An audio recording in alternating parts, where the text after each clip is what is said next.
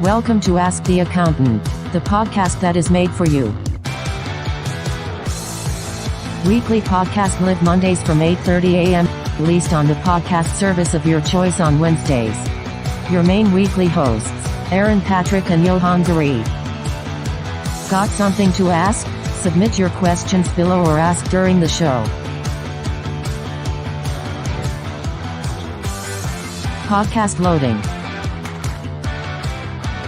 We are currently getting everything set up behind the scenes, so sit back, relax, and we will be with you in a few seconds. Enjoy. Good morning, everybody, and a very warm welcome to Ask the Accountant, episode number 36 on the 26th of June, 2023. And my name is Aaron Patrick, and with me, as always, is my co-host, Johann. Johann, how has your weekend/week in Whitby been? Good morning, everyone. Yeah, it's been fantastic. I'm not going to lie, we've had sunshine all week, apart from a rainy Tuesday. But yeah, very chilled, very relaxed, and glad to be back and catching up on all the news. So I think this is going to be an insightful one for me as much as it is all of our listeners, since I've been a bit incognito for the last week. But recharging the batteries, which is good to see. Apologies, first of all, for some technical difficulties we had last week. Apparently, we couldn't see, most of your comments coming through. But good to see that some of them are coming through now. So Paul's here. Hello, Paul. How's it going? Kirsty's there as well. Good morning to you too. And ABL Reselling's there. So good morning, chaps, and good morning to you too. And there's more coming through as we go along. I've also just realised we forgot to go live on all our LinkedIn channels. So yeah, apologies if you had to find this another way. Technology on a Monday morning, what happens? But apart from that, it looks like everything else is working, and we're going to keep an eye on that because it was a bit disappointing last week, to say the least, to say that we weren't able to see all your wonderful comments coming through. All right, then what have we got today? Well, today we are going to talk about a little thing called the Accounting Council. Well, bits we are allowed to talk about, more on that in a moment. We're going to talk about conference season 2024. But wait, Aaron, 2023 is not even finished yet. Or has it? We'll talk about that in a moment. We're looking at the card readers in 2023 and how that is. And hopefully our extra topics at the end is bright proposed launches and Teamwork shutting down. So let's start off at the very beginning then about Accounting Council. What is it? What's going on? What's all this new terminology going? Well, QuickBooks released, or Intuit QuickBooks, as they now want to be known as, notice the logo's got a little bit bigger. Intuit QuickBooks has released the Accounting Council, or launched the Accounting Council. And the idea of the Accounting Council is to get accountants and bookkeepers together and talk about what's going on in the world of Intuit QuickBooks and basically get our opinions on it before it kind of goes public and try and steer it in the right direction as best we possibly can. Now, complete transparency here, both myself and Johann have seats at the Accounting Council. Johann was in Whitby at the time, and we are under strict NDAs, so there's only so many things we can talk about. But before I go in kind of explaining the day and everything else, Johann, what was your outside looking in on the small amount of social media content that we were allowed to post? What was your kind of thoughts on it compared to what you had previously, which was the strategic partnership, wasn't it? Yeah. So I think it looked like you guys had a fantastic day. You were well looked after. And you were well equipped with swag. And I'm looking forward to my box of swag turning up in the post. But yeah, the Accounting Council, it's bigger than the strategic partnership. So there was only 6 of us in the UK on the strategic partner roundtable, as it were. My understanding there's potentially between 12 and 15 people on the council.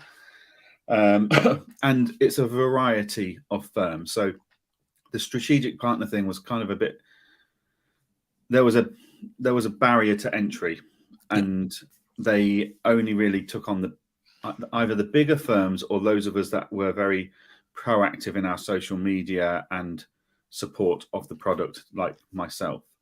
Whereas the Accounting Council, they're trying to get a more rounded approach where there is people representing startup and small firms right up to your top 25 type size firms.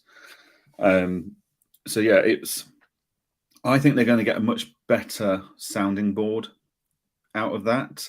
I think the people they've invited are a lot more passionate and invested in it.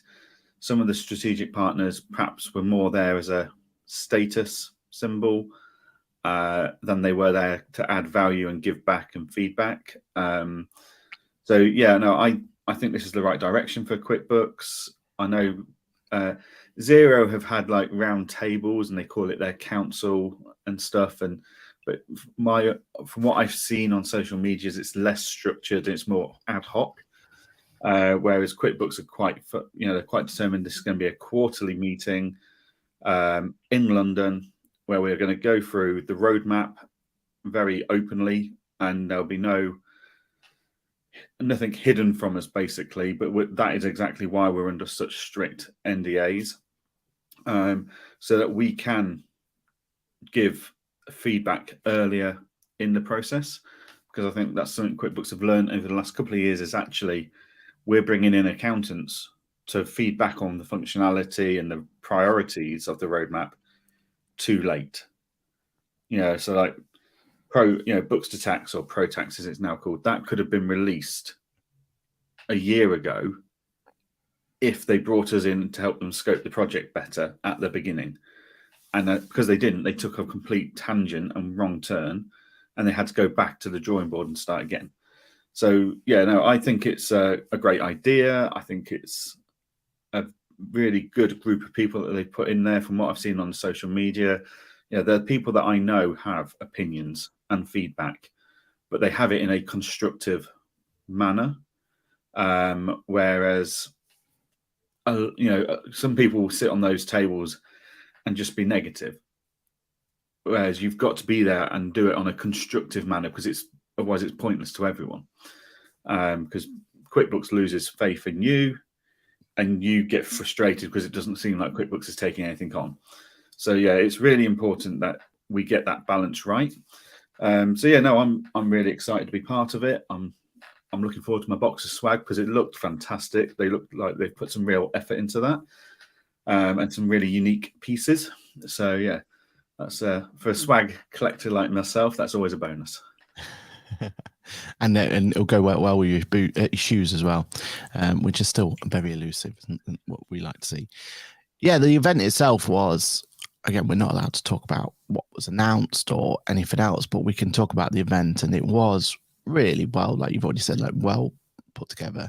I mean, it started quite an early day for me. I got myself into London nice and early because we had a webinar / podcast in the morning, which was quite cool because we were doing a podcast about QuickBooks Desktop at QuickBooks. So nice. I did feel at one point, though, if I say the wrong word, then there's going to be someone going through the door saying that's not correct. No. So yeah, it was blow dart through the wall. little hatch opened. Done. You said to migrate to where? That was not QuickBooks, you just said.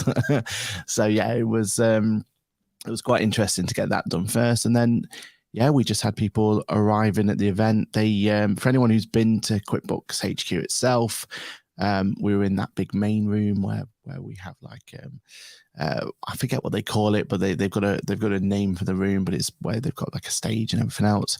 And then prior to that, we were in the kind of the boardy room type meeting room area where we had a bit of lunch and a chance to talk to one another.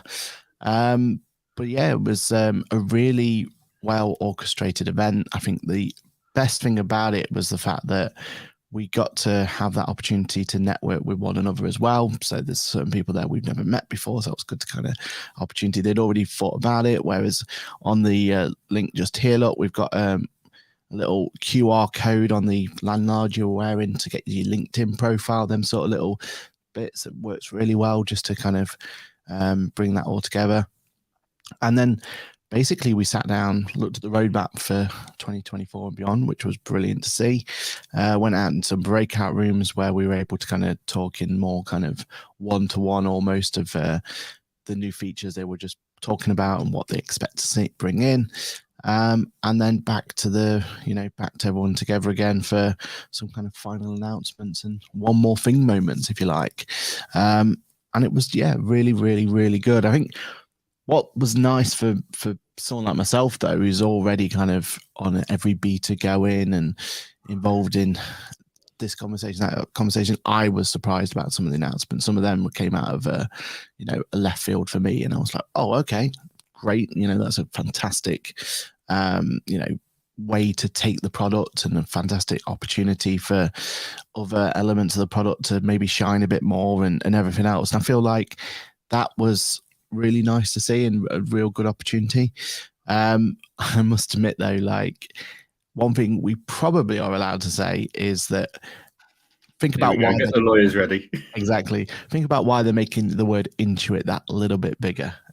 You can imagine there's a lot more of the rest of the Intuit family being involved going forward, which I'm really excited to see. And I think when we look at the industry and we look at what we've had, a bit of doom and gloom at the moment, like when we talk about Xero and the fact that they're looking to have, unfortunately, more job cuts. It looks like, from what we can tell, that most of that's in the development team, which kind of shows you what their roadmap must be looking like going forward, which isn't great. But Sage has gone very quiet again, right? Like they seem to have, their big push is acquisitions, obviously, which is great, and it's great for people like us, and we can have a nice little chat about acquisitions and how that works, and it creates a buzz. Sage, it was only a few weeks ago we were discussing their new free bookkeeping solutions. True.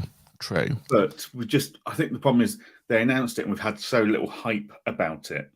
It's fallen away from our memories, as it were.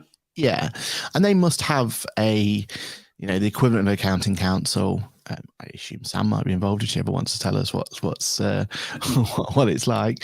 But I assume they have their equivalent, and they will have a great roadmap out there as well. It just feels like, and maybe this is just this could be the fact that we are so heavily invested in QuickBooks and we are so blinkered into what's going on there. I just feel like Sage doesn't have that level of, we've got all this coming and this enhancement and everything else possibly coming, but we've not seen that. But I think the positivity... They may well have, but they don't have the evangelists to promote it and say, watch out, there's something coming. Like, QuickBooks have got that in ourselves. We're sat here on our podcast today talking about QuickBooks is accounting council and stuff. True. Do other softwares have those fanboys, for want of a better term? Yeah, I mean, they do have people who, like Xero, definitely have, don't they? They have very, very much. Well, they still do, but I suppose they just don't have as much to talk about now, right? Like, well, this is true. If the product, you can't get too excited about a new font on a report, can you? Exactly right. Or Xero Go as came out. But I feel like the excitement level of knowing that there is some really big moves coming. The fact that we have an opportunity to, as accountants, see about how we can actually improve our services to clients, which is ultimately what it's all about, right?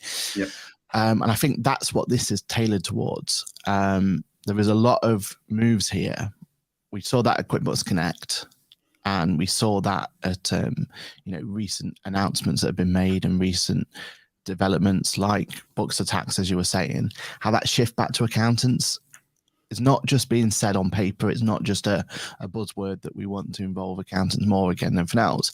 We can see that in just looking at the development of the roadmap. And I would say 70% of what's on the roadmap is really tailored towards the accountants getting a better experience. Yes, some of it will help the clients as well, but it is very much tailored to, okay, this is something that you could also utilize, or this is something you could actually provide to your clients and help them as an additional service and things like that. That's what I was seeing, and I think that's great to see. And I do feel like, maybe it is a PR spin, and maybe that, maybe we're being completely bamboozled by it, but I do feel like that whole idea that accountants first idea is still their whole push going forward. So yeah, it's going to be really interesting, and we're really excited to be able to talk about some of these announcements and in more detail when we can. because I do feel like some of them are going to be really big for the industry. And as we always said, like we need that, right? We need something like QuickBooks putting innovations in and pushing forward so that the rest of the industry can follow suit. And then hopefully the rest of the industry can also put bits in place that then QuickBooks can react to and bring forward. So yeah, I mean, I've sat there at these types of events for both QuickBooks and other software providers in the past and just gone, oh my God, that roadmap's going in completely the wrong direction. Yeah. But from everything I've seen from last week's meeting that I wasn't there for, I'm sat there going, yeah, they've got it right. They're going in the right direction here. I'm happy with this. So, which I think in itself says a lot, that you and I are sat there going, yeah, this is good. This is exciting. Whereas we have sat there in the past and gone, really? That's a priority? Who's told you that's a priority? But they've definitely taken on board a lot of feedback from accountants and bookkeepers over the last 6 months, and really driven that roadmap based on it. Yeah, and I do feel like, and just for clarification, if the legal team is listening, he saw none of that roadmap from me. I'm on the council, it's fine. Who you shouldn't have shown it to was yeah, just here's a list of ones that going through. That Facebook Live you did on the day was probably not your best move. It was well attended though, so I got the engagement. But yeah, I feel like I think the fact that it's quarterly, I'm not 100% sure about quarterly yet. We'll see how it beds in. I think you've got to give these sort of events the opportunity, right? You've got to give it the chance to can we have that same sort of razzmatazz and that same sort of wow factor quarterly, or is it something that maybe biannually is probably a better fit? We'll wait to see. These people, they've been there, done that, got the t-shirt, and you've literally got a delay to prove it, right? That how to run these events and what works and what doesn't. So I'm reserving judgment on what's going to work and what's not, and I think it's just an amazing opportunity for us to kind of understand what's going on and figure that out. And like you said, give them an opportunity to steer them in the right direction in certain things, because already even from that one event, feedback's already been taken on certain things, and certain things are going to be looked at in a different light. And I think that's what it's about, right? It's getting that litmus test going forward. Paul says he did a round table type thing with every owner back in 2018 QB Connect. Oh, nice one. Hopefully that was a good event. And I know those QB event ones used to be really well attended as well, didn't they? In the round table, go through there. And then Sage ran out of things to buy. Yeah. I mean, there's a nice little practice management solution going that's not the right price. There is no right price. Yeah, let me ask the rest of the stakeholders what the price is. I'm sure they'll figure one out. Okay. So Accounting Council has launched and is now out there, and more to come from us on that one. Right then, let's talk about conference season 2024. And right to say that, why are we talking about 2024 when 2023 is just in its infancy, isn't it? We're just starting out. We've got some major events still to come. There's, we've only just had Accountex, 2 months ago, was it? And only just had Digital Accounting Show a month, or no, not even a month, was it? 2 weeks ago. That's how crazy it is. And obviously we had QuickBooks Connect at the start of the season. So there must be more still to come in 2024. Well, 2023. Well, there's kind of one event to go in 2023. That's it. We've got Accountants North coming up, so that's great. And it looks like, we now know is confirmed, that what we were expecting in November was being moved to March. So that's Accounting Web, which was the event that previous year was in Coventry, but in the West Midlands, or just Midlands, it's probably easier to say, and was in the Coventry Stadium, wasn't it? I remember from memory. We were all expecting that to be again in November, with the excitement that it was also at the NEC, which is a much bigger event spend. So it was kind of their next step and going up and increasing. And we were always like, the date was always kind of a dubious one, wasn't it? I think they just picked the wrong day of the month as opposed to the right month, wasn't it? Yeah. Putting things on a VAT deadline date was never a smart move. Yeah, exactly. But that has now moved. So we won't be having a accounting web in November, which is a shame, I think, because I think that was quite a nice end to the accounting season, or the conference season, should I say. And it just means that next year's 2024's roadmap of conferences is going to be insane. I don't think there's any other word. There's literally a conference a month. No, there's a conference a month. Just going through a one-day conference. No. So, yeah, like the beauty of this year was we had a one-day QuickBooks conference. Yep. Which we make it into more of a one day, right? Like that's the other thing for us. Yeah. What did we then have after QuickBooks? That was it, wasn't it? Until Accountex, yeah. Yeah. Then we had the 2-day event of Accountex. Which again, then we had a one-day event. 2 days. Yeah. Then we had the one-day event of Digital Accountancy Show.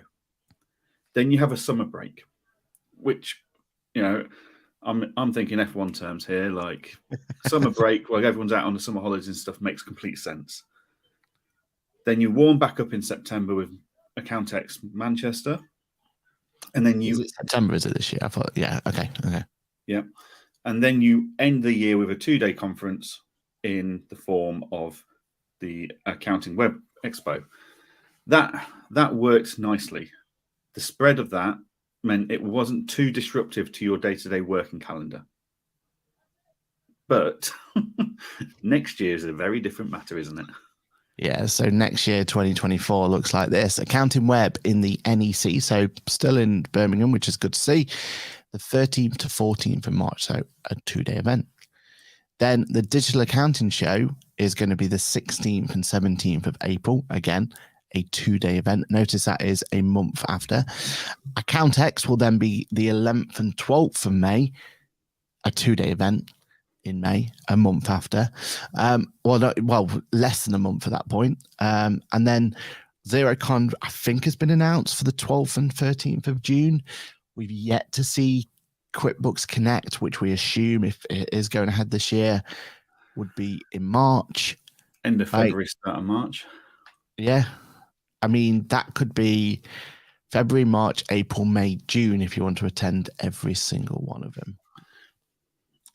That could be a big ask for accountants to put their time to. And it's one of those, isn't it, right? Like, we almost not have to, but we choose to go to them for our, for getting the content there that we want to get the content for our audience. And we also get asked to talk at a lot of these events, which, makes it even more worthwhile us going and everything else. So, but if we take that out of it and we were just going from a purely, right, let's book my conference season for 2024, you're going to pick one of those, right? Or two at a push. If you look at it, because they're all down, no matter how you look at this, one's in Birmingham, one's in Manchester, everything else is in London. Yeah. So anyone from the north, shall we say, or wherever you class that as, you're looking at probably a day either side of the conference for travel. So what I'm looking at here is, assuming QuickBooks Connect is at the end of February, start of March, that's a 3-day trip. Then we've got Accounting Web Expo, that's a 4-day trip. Then we've got Accounting Expo. Then we've got Accountex, that's another 4-day trip. Then we've got Digital Accountancy Show, which are now 2-day events. That's another 4-day trip in basically 3 months. That's a lot of time to take out of the office. And even I'm sat there thinking, we're going to have to write some of these off. Like the fanboys of conferences, we are at every conference. We love them. We want to go and do our podcasting from them. We want to go and speak at them. And I'm sat there questioning the timing. And yeah, I think this is a terrible mistake they've made. Yeah, it's a huge shame, isn't it? Because I felt like if we go, well, we were talking about it at Digital Accounting Show, right? Like, if you think about where that was born or the concept of it, it got completely massacred by the pandemic. And if you think back to those times, we were questioning if we were ever going to get these sort of conferences again. Like, was there an appetite for it? Is online the way forward going forward? Is it, will people be willing to go down to London and go down to anything else? And I felt like, credit where credit due, every one of these shows, especially I think Accountex really showed it, like, and Digital Accounting Show, like, that there is a way to bring back that the need for the in-person event, like, and it became clear that you can't replicate it virtually. That isn't what you're not going to be able to come in and bring that through. But I do feel like all of that goodness of all of that, let's get the appetite back, let's get people excited for it, then that's going to be difficult now, right? And it's not just us accountants. What about the vendors as well? Like, if they really want to put their best foot forward, for each vendor there, that is a huge commitment for them to ask them to put each of those time slots in, one each and every month, and one a month basically. Because we say, it becomes an almost 4-day event. It's a 5-6 day event for some of them, right? Setting up, getting everything right. Oh, you're on mute, yeah. As that vendor, if you're looking at lineup, do you think actually, I'm going to turn up to every single one? Am I going to send my staff team? Like, if you look at the Xeros, the QuickBooks, and Sages of the world, to commit your staff team and the amount of money they spend on these things into such a short period of time, where you think actually our users aren't going to turn up to all three. Do we choose one, maybe two, and just really push there? And if you do that, well, if you look at the history of it, Accountex wins every time in that opinion, in that role, because based on past years, 10,000 people are going to turn up over 2 days. Like, which event do I spend the most money on? Yeah. If you're Sage, for example, you don't have your own conference or anything, you go, well, I'm going to put the money into Accountex and I will have a small stand at the other two just to tick the box.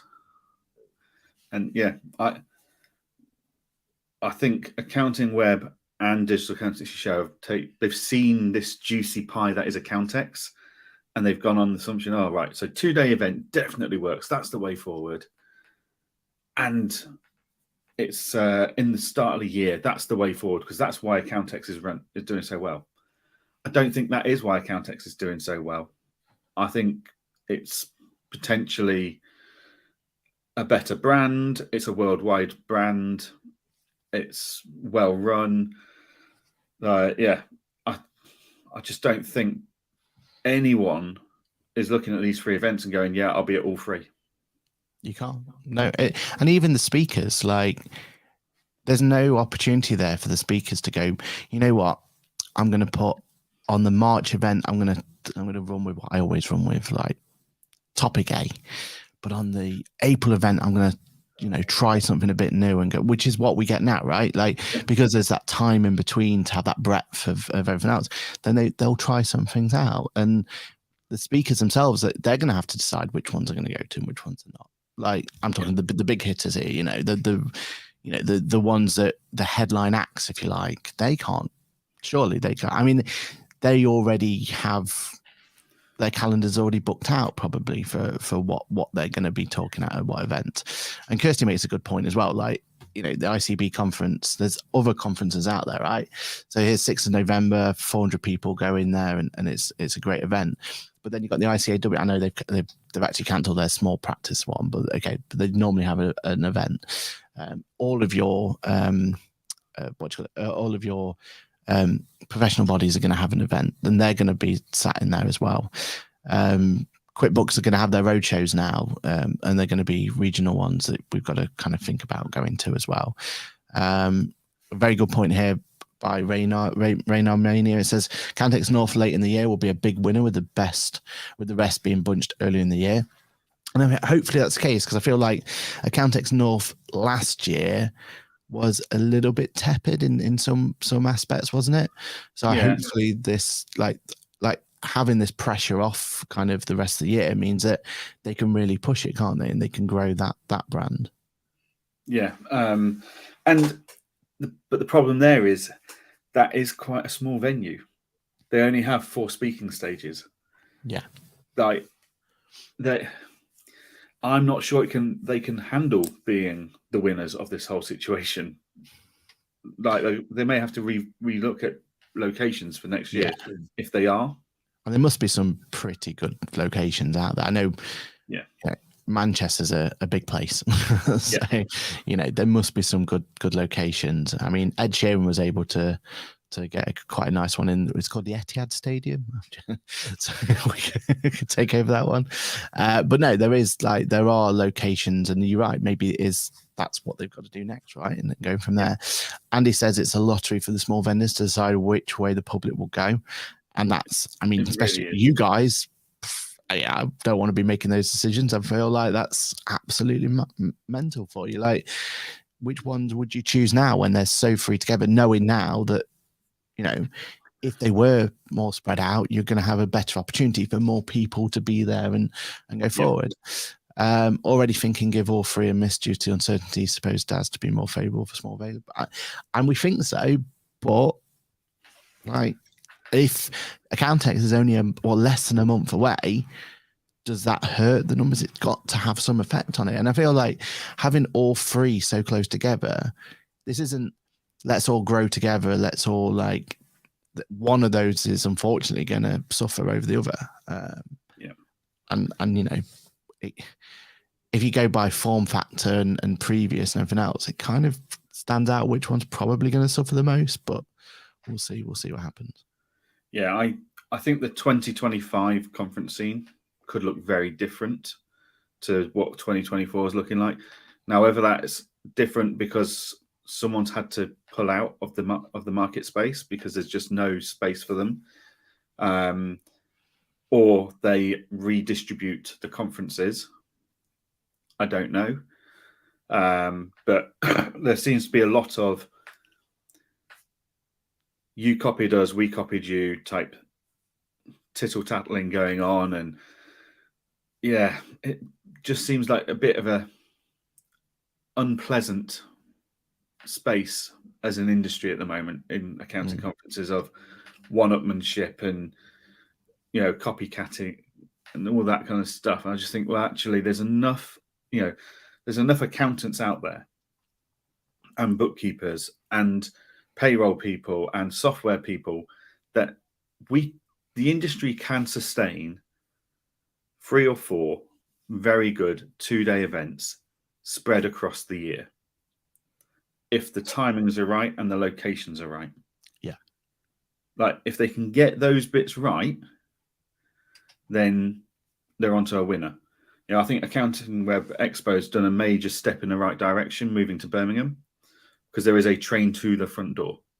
Yes. The Coventry location was not great, but it had a huge car park. So actually, once you got to it, you were fine. Digital Accountancy Show, absolutely brilliant show, but the location just it's not right for mass numbers of people. Whereas Accountex is a fantastic location. So yeah, I think there's too much focus on, Accountex gets these numbers, it must be because of the dates. Actually, it's a series of things. And I don't think moving the dates is the right answer. So yeah. I think we're in for a very interesting year next year, where you and I spend a lot of time in 3 months out of the office. Yeah, which, it's not just the time out of the office, is it? It's then having to book all the hotels and transport and all that sort of stuff. It just becomes a bit of bit of a nightmare. Question to you then. So I think ZeroCon has been announced for 12 and 13. I think it's because they've kind of gone this whole idea where they move around, right? They do one in, one in Australia, one in New Zealand, and they kind of move it around. I think it's back in the UK for the 12th and 13th of June, from what I can tell. So if ZeroCon is the 12th and 13th of June, and QuickBooks Connect's yet to announce theirs, let's just assume they are still having theirs. And if this isn't anything that's happened on the Khan Council or anything, but for those who don't know, the Day of DAS was also a Intuit MailChimp conference as well, and that got very well attended. That was a complete sellout, something like £1,000 for some of the tickets or something. There was some VIP tickets or extra experience tickets. There was a lot. If you ever, that wasn't targeted at the accounting industry. No, not at all. But it was a conference, from Intuit, from QuickBooks. So if I, again, we don't know this didn't come up in the conference, but if I was Intuit QuickBooks at the moment, I'd be thinking, hold on a minute, why don't we do an Intuit event? So let's do, if they want to go 2 days, let's do QuickBooks one day, MailChimp the other, sort of idea. Yeah, let's pull the resources together, one venue. The stage is already set up, etc., etc., etc. If they were going to put a 2-day event in as well, because they went back to 1-day event, if you remember QB Connect, I think that kind of felt right. Yeah, from an accounting point of view, I don't think they would have gained much from spreading that over 2 days. If they were going to do a 2-day event and call it an Intuit event, where are they going to fit that? Because they would normally want that early March. But they can't have that then, can they? They're going to have to find a different date. Well, do they take Daz's old date? Like, 'cause that's when MailChimp had it, and it was a huge success for them. Well, if you were planning now, where would you stick the Intuit Connect? The problem is you can put it on the Daz's date, but is that too close to the ZeroCon date? Like, to be fair to Xero and QuickBooks, they do respect each other. But they're separate though, aren't they? Like, they are. Very few people are going to go to both of those. Very few. But if you've already got March, April, May filled, and we're complaining those three are too close together, they can't use then June. Yeah, exactly. July and August is a no-go because it's summer holidays. People just will be busy with commitments, childcare, etc. Then we've got September, where Accountex North is already happening. You're then looking at October. Like, we already know December and January are no-goes for the industry. February, the industry's in recovery mode. So then we're back at March, where we've got an event a month. So it's going to have to go October, November. Doesn't feel right though, does it? It doesn't feel like that should. Yeah. I mean, maybe QuickBooks isn't having an event this year. Maybe maybe they were until Accounting Web announced the dates that are so similar to this year's event. Yeah, exactly right. I would imagine conversations are being had at QuickBooks now about what they do. But yeah, I think next year is going to be a litmus test for these conference providers, and I think they're going to realize they've made some terrible mistakes here. Yeah. That is 2024 conference season looking kind of time-consuming. Yeah, basically. We've got two. Let's just leave the third topic for now, and we'll just see if we can put it in and maybe bring it back into another topic, another point. So let's talk about some of the movement in the industry then. So Bright Propose has officially launched. Bright Propose is Bright. So Bright is the group that acquired Accountancy Manager. You'll probably know them mostly as Bright Pay. And I think their biggest problem at the moment is people are still kind of understanding what Bright is. I think they've still got to try and get over that, haven't they? It's going to be a long process for them to kind of get everyone to shift that actually Accounting Manager isn't just Accounting Manager anymore, which I think is what most accountants know them from. And the Bright group is now looking quite tasty. It's got Bright. It's got Accounting Manager in. It's got the Bright Pay suite in. It's got BTC they acquired last year as well. So that group have launched their very first brand new product called Bright Propose. And the simplest way to explain what Bright Propose is go proposal, and then just basically say it's their version of go proposal. So, I mean, I've played around with it. I've got talks and everything else. What's your? I mean, when did you know about this? Was it Accountex or was it Accounting Web that they mentioned? I can't remember. I had an inkling they were looking at it. Yeah. And I knew it was something that'd been on their roadmap for a long time. So it was something I was expecting at some point. But I think it was the first time anyone showed or spoke about it was at Accountex this year. Oh, okay. It was Accountex this year, was it? Yeah. So yeah. How candid do you want me to be? Hey, we don't want to ruin it. As in, you've got to be yourself. Like, go for it.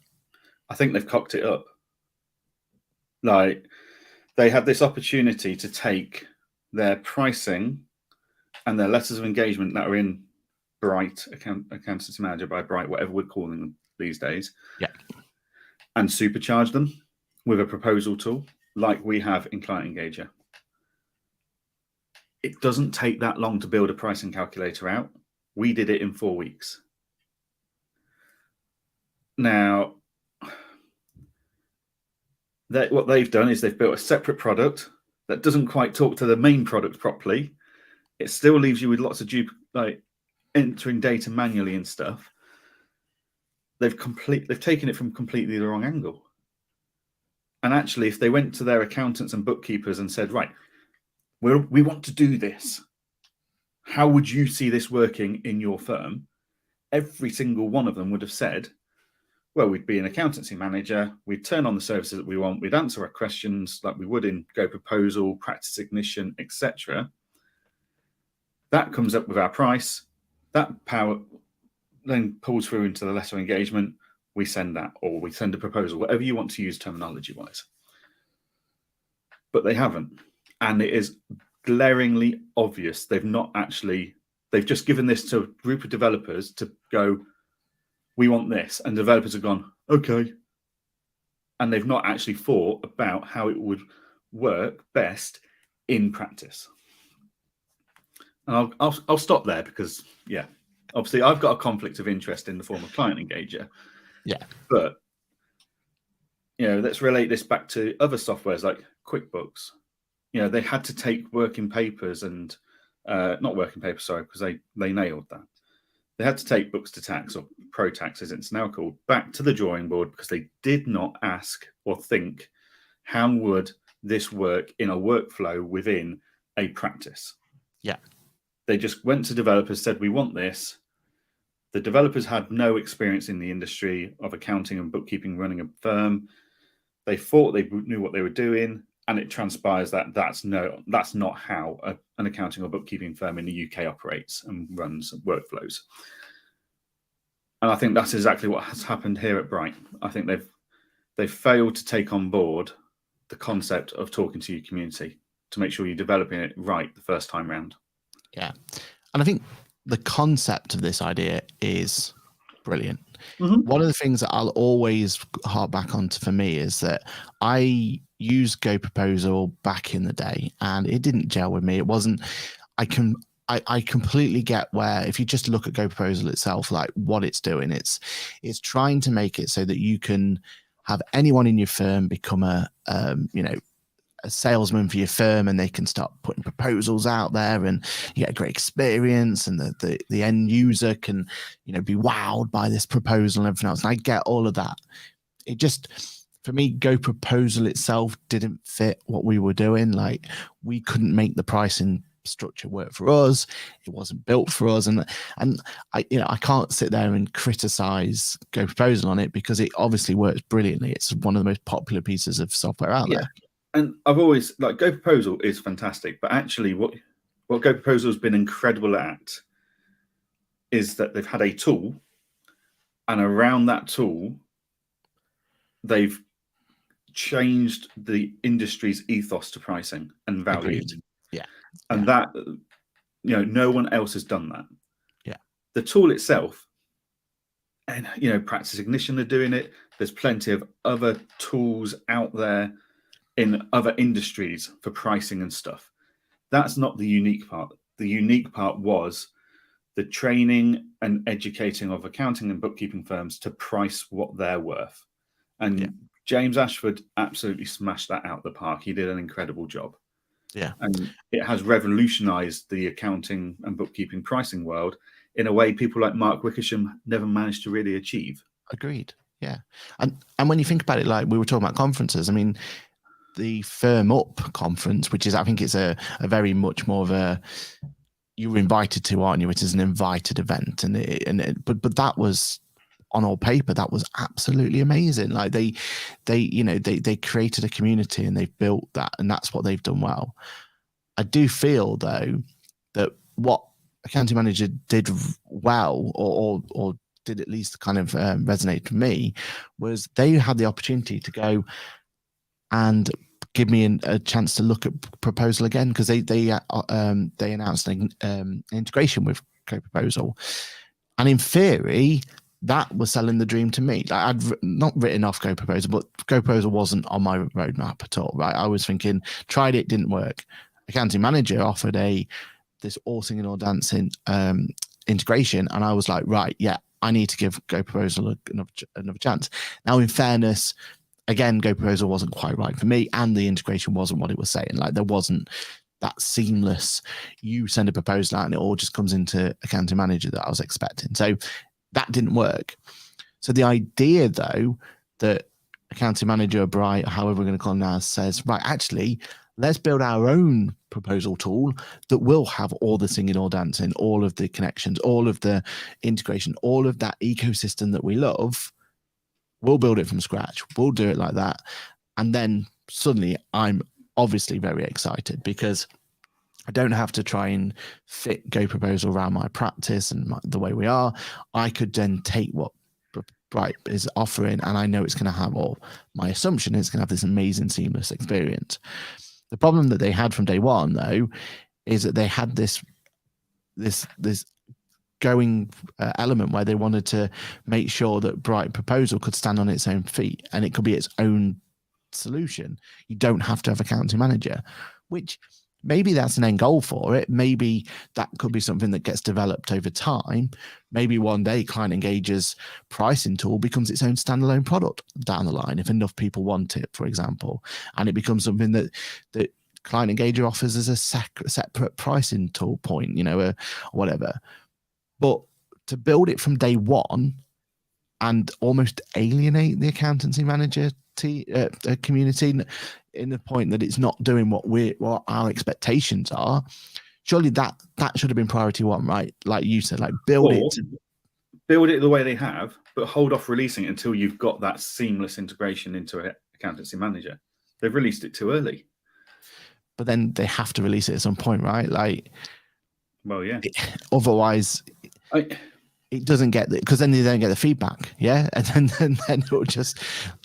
When I looked at this, right, I look at the market space for softwares. I've got Go Proposal, and I've got Practice Ignition, or Ignition as they're called now. Yeah, dominating the market for standalone pricing tools. Yeah, absolutely 100%. Dominating. Yeah.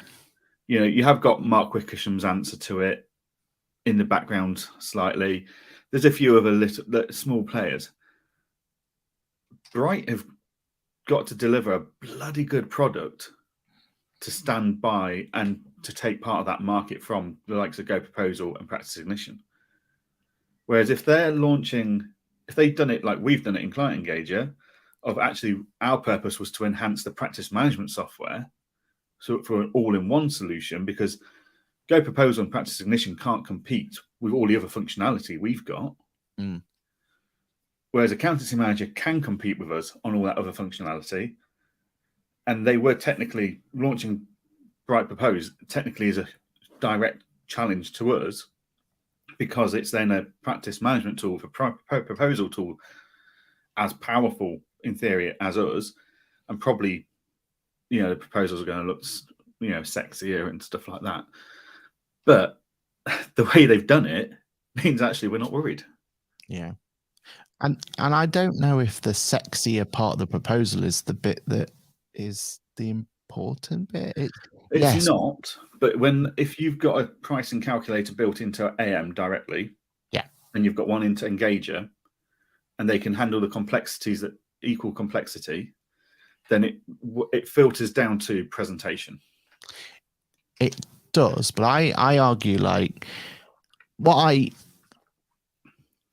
I've got to be careful what I say here because, again, NDAs and stuff. But what I was hopeful for of this whole idea of being built from scratch, because this is a unique proposition at this point, right? We're seeing a development team build something from scratch, which lately hasn't happened very often. Like, when was the last time something brand new got announced and it wasn't an acquisition or it wasn't just a merger or anything else that comes from it?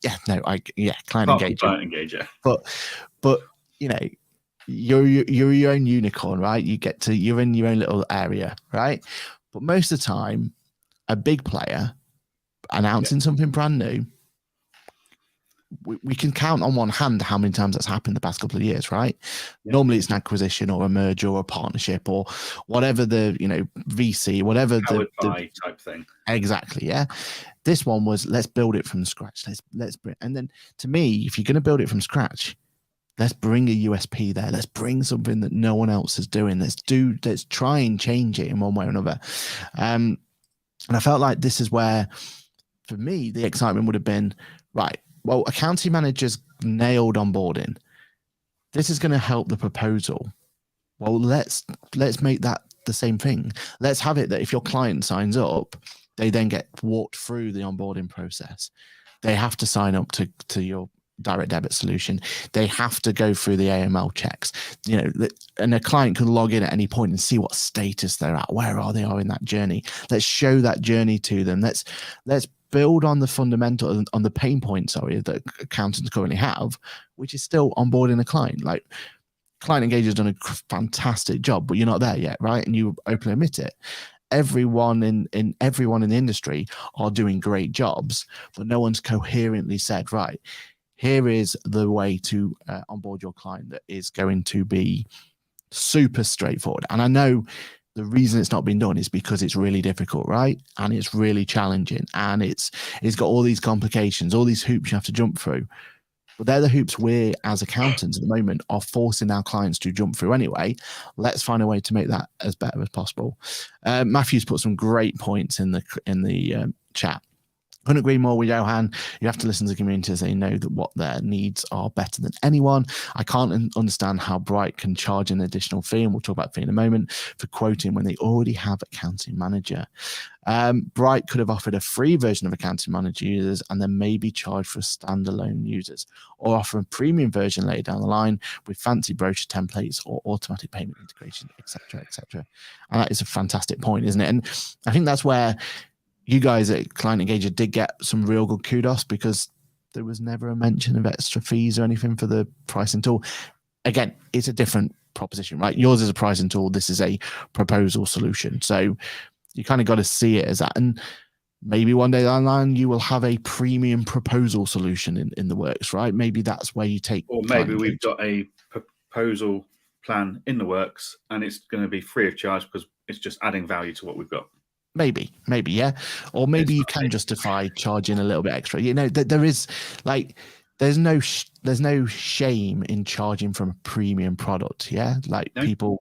People are happy to do that. If it adds value and they can see the value, definitely charge for it. Like development time, costs, time to implement it, time to support it, and everything else. There is a cost there. Then there's got to be and as accountants, we're happy to pay, but the pricing has to be competitive, right? And it has to make sense. I mean, we said this on a previous Ask the Accountant, right? Why not go like completely out there and just do something completely different and only charge when that proposal's won? Something like that, something different, something something a bit. If you've got the confidence that that proposal tool that you've given to your accounting clients, users, is going to nail that many sales from them, then of course you only charge for won deals. Yeah, and maybe even a percentage of it. And you could go as far as it collects that first deposit payment or whatever, that you've put into your print, and they just take a cut of that first initial and pay you the rest or whatever. You could be really clever about it, right? And you could go in and try and be disruptive and make go proposal go, oh, that's an interesting way of doing it, but instead they've just tried to replicate Go Proposal's pricing structure. And what is the pricing? I don't think I've heard rumors, but I've not looked at it properly. Yeah, and again, I don't think we've had the actual full pricing yet, but it is still a X amount of proposals for Y and everything else. I feel like that. Does that roll over? I don't know, but either way, it just makes it so that it becomes we've got to justify that as in our heads, right? As a buying decision, we've got to figure out, well, do we have enough proposals per month? What bracket do we fall into? What happens if I have a quiet month? What happens if I have a really busy month? Like, those are the sort of questions we're going to be now having to think about. And it's the same questions we probably would have had to think about with Go Proposal, and probably not chosen Go Proposal because it was too restrictive. Yeah. And now we're just competing on the same. Have you got the prices there? Yeah, I've just looked at the pricing. Interestingly, there is no mention of rolling over of unused proposals. So I'm going to assume that there isn't. If there was, they'd tell you. Yeah, because that's a huge selling point. So you've got a few options. Pay as you go. I like that idea as a rule. I like that. But I don't think £15 per proposal is a value offering. So you get to go pay as you go, £15 per proposal. Well, that's quite expensive if a client wants 2 or 3 different proposals. Yeah. And again, if it was one proposal, different kettle of fish. Like, I've just had a client who I think I've sent 4 or 5 different proposals to, because he's looking at how he does it. Do I take someone in-house for this bit? Do I do that bit myself? And that's fine. You get those clients. The majority do just sign up on the first deal, though. So it's £15 per month, or you've got bronze, which is £50 a month. You get 5 proposals, so £10 a proposal. Silver, interesting. They're saying that's the most popular one, yet this hasn't actually launched. Which is £100 a month, and you get 20 proposals. So what's that? £5 each. It's getting better, but what happens if I don't use 20 proposals in a month? Then there's no rollover. I'm losing money. Yeah. Gold is £150 a month for 35 proposals a month. So, I mean, there's firms out there doing more than 35. So what happens when do they go back to pay as you go after that? And at £15 a go. Yeah, which makes it very. Yeah, it's going to be tricky.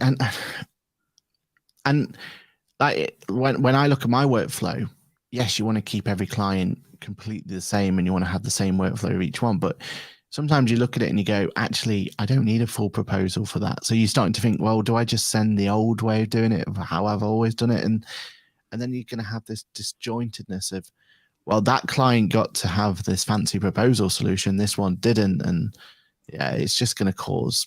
And the moment someone that doesn't get the fancy proposal software system but signs up makes you question, well, hang on a minute, why am I paying this for these flashy proposals when someone keeps signing up on these non-flashy ones? Yeah.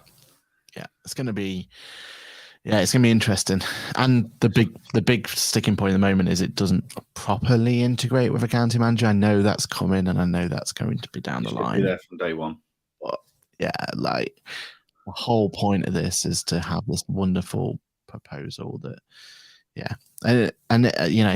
it creates you a PDF of it all. And I don't know if PDFs is the right way for. Well, the option to download as a PDF is the right way, but surely this needs to be an interactive, thing. But well, hang on. So you send how do you send a proposal from Bright Propose?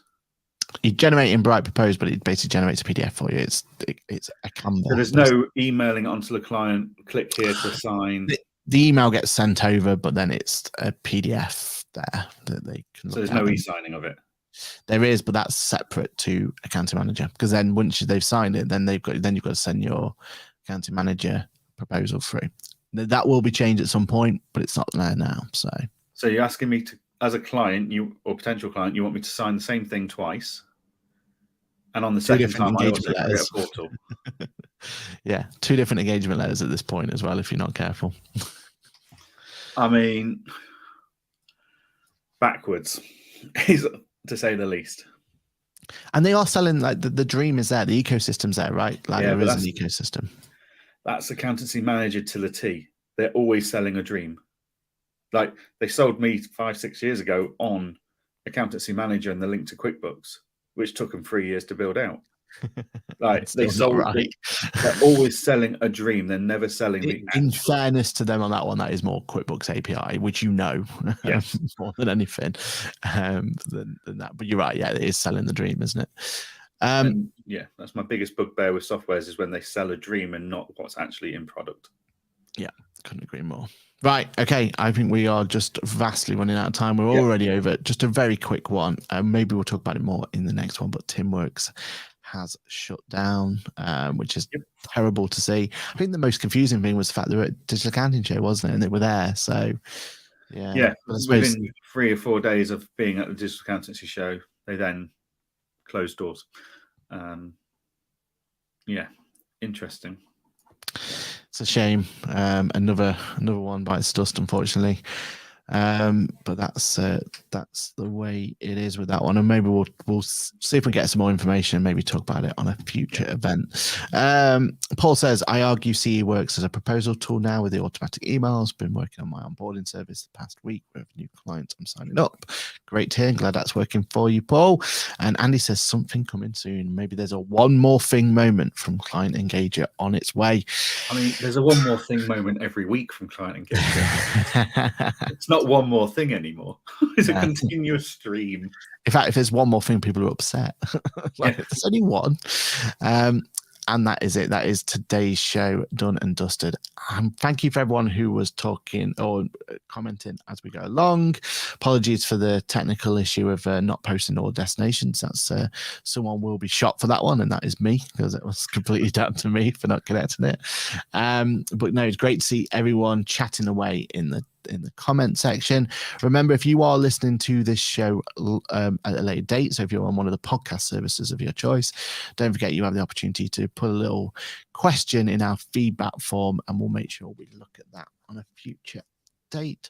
So, Aaron, have you got anything exciting coming up this week? Is there anything we should be looking out for in the world of yourself?